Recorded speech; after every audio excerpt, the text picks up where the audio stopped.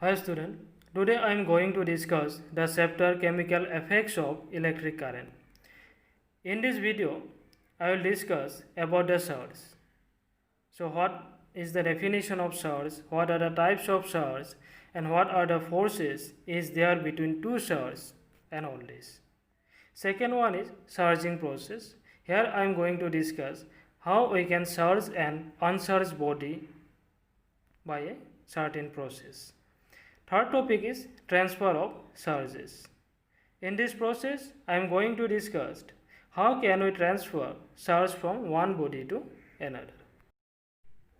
First topic is what is surge. Surge is a physical property of a matter due to which it experiences force. This force may be attractive or repulsive. So the force will be attractive or repulsive, that depends upon the types of forces. There are generally two types of surges. One is positive surge and one is negative surge. Positive surge is called proton and negative surge is called electron. In this picture, a structure of an atom is given. Here, proton and neutron are concentrated at the center of the atom and the electrons are revolving in the orbit surrounding the nucleus. So, in an atom, number of electron is always equal to the number of proton.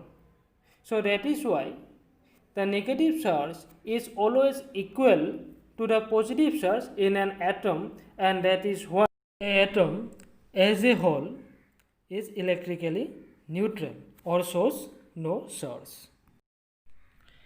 Between positive and negative, there is always an attractive force, and between two positive or between two negative charges, there is always a repulsive force. In this picture, two positive charges and two negative charges initially placed at a larger distance, and that is why the force between the two charges is relatively weak, and the two charges when placed in a shorter distance, then the force between them becomes larger. So from this data we can say that the force between two charges when placed at larger distance will be smaller, and the force will be greater if the two charges placed at a very small distance.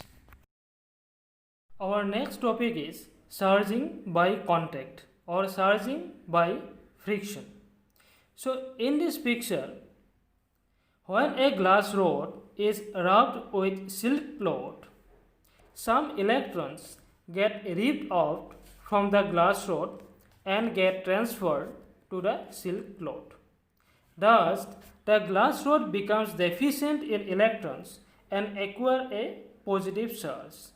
The silk cloth gains excess electron and acquires an equal negative charge, and that is why the glass rod becomes positively charged and silk cloth becomes negatively charged.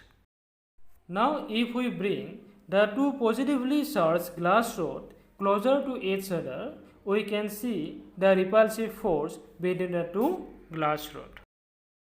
Let's take another example of surging process by friction. Here we are going to rub a comb with hair.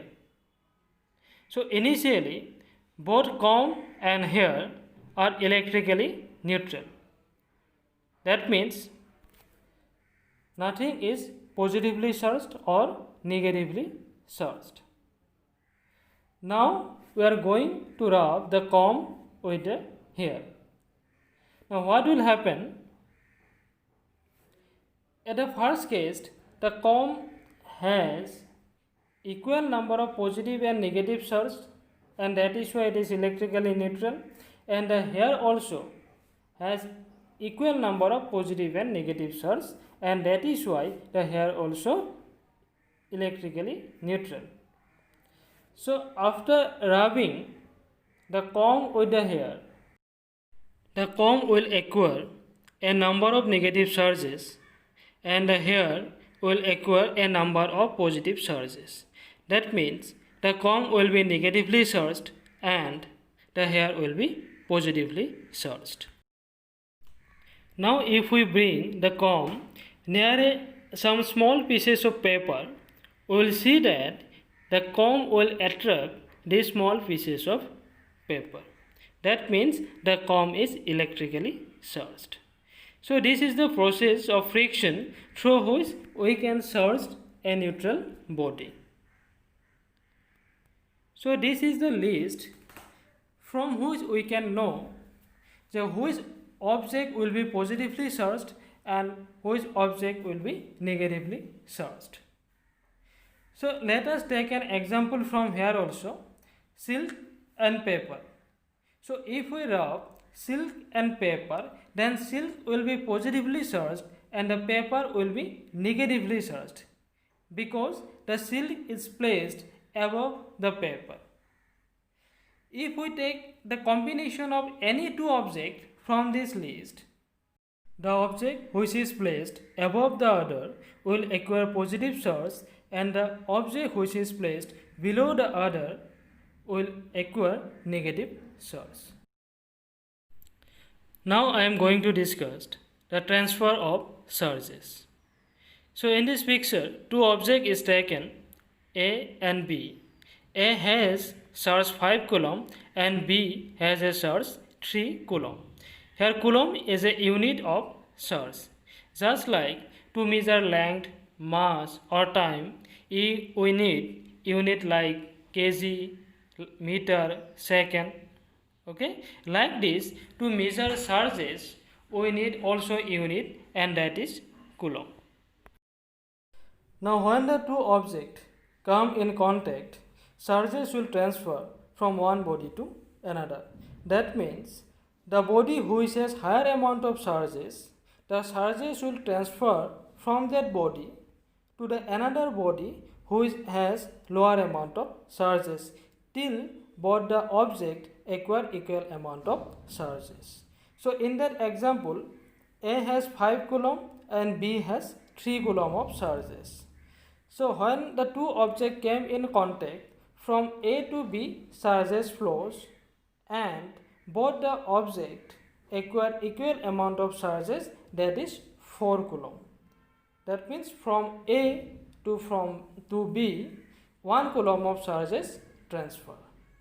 So in this way, from a higher charged body, charges transfer to a lower charged body.